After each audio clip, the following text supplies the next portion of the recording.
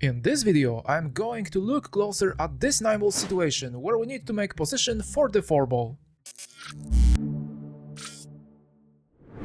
As you can see, we have an angle towards top area of the table, and the main problem is that balls which are placed in this area makes it difficult to go around the table for the 4-ball.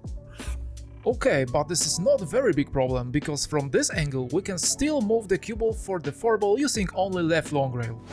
Only what we need is to apply top left spin and hit with high speed.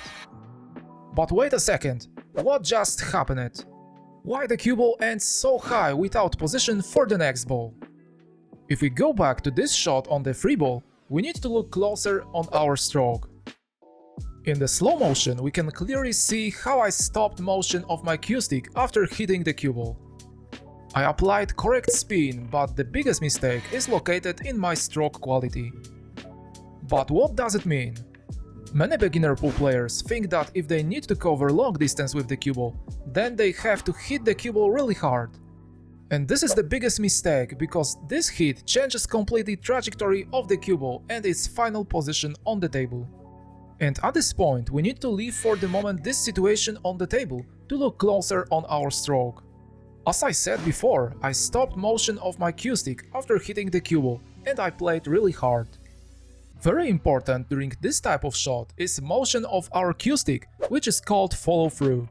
Follow-through is a forward motion of our cue stick after the shot, and it changes completely the quality of our shots. Using this movement, we can apply more spin to the cue ball and make our shots smoother. Follow-through is very helpful during long draw shots, where we need to go back with the cue ball, so we need to apply a lot of backward rotation. Okay, and let's make for example this 4-ball and try to transfer the cue ball for the 9-ball. This is really simple positioning, because we need to apply top right spin and use 2 rails. As you can see, if I hit the cue ball very hard with very bad movement of the cue stick, then the cue ball doesn't have enough spin to go into the optimal area for the 9-ball.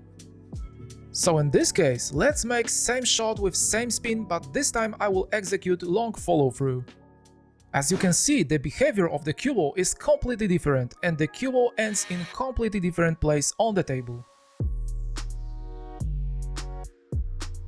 And as you could see, I played this shot using less speed, but I covered the longer distance. The follow-through is really helpful thing in billiards, but we need to use it very careful depending on current situation on the table. For example, if the distance between the cue ball and the object ball is shorter, then we can't push our cue forward too much, because then we make a double contact. So in this case, this motion must be shorter to avoid illegal contacts. But at this point, I need to mention another important factor, which is called timing. It means that during executing follow-through, our cue stick accelerates from 0 speed just after backswing to its highest speed just at the point of contact with the cue ball. This is very important, because if we, for example, move this point a bit earlier or later, then our stroke will be inaccurate and we will not be able to transfer correct power to the cue ball. Okay, but at this point we need to say that speed does not equal spin. And to better visualize what does it mean, I will use this shot on the 4-ball to the middle pocket. If I hit the cue ball with top spin and apply low speed, then we can see in slow motion that the cue ball after hitting the object ball rotates in place for a fraction of a second, and after this time going forward. But if we execute same shot but using high speed, then we can see that the cue ball rotates in place much longer. And this behavior will be much more visible if I make some angle on this ball and try to execute this shot again. If we apply low speed, then we can see that the cue ball after contact with the object ball hits long rail first.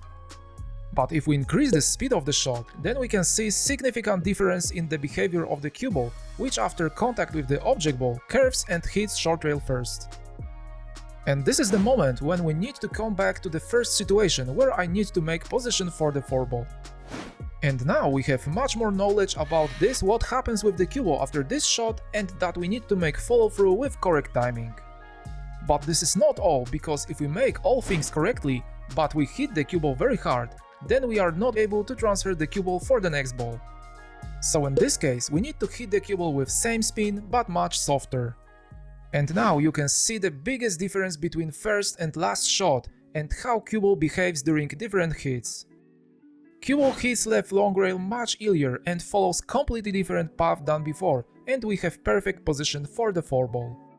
So as you can see, correct motion of our stroke is very important during position play and pool, and we need to remember about follow-through and timing to make our shots better.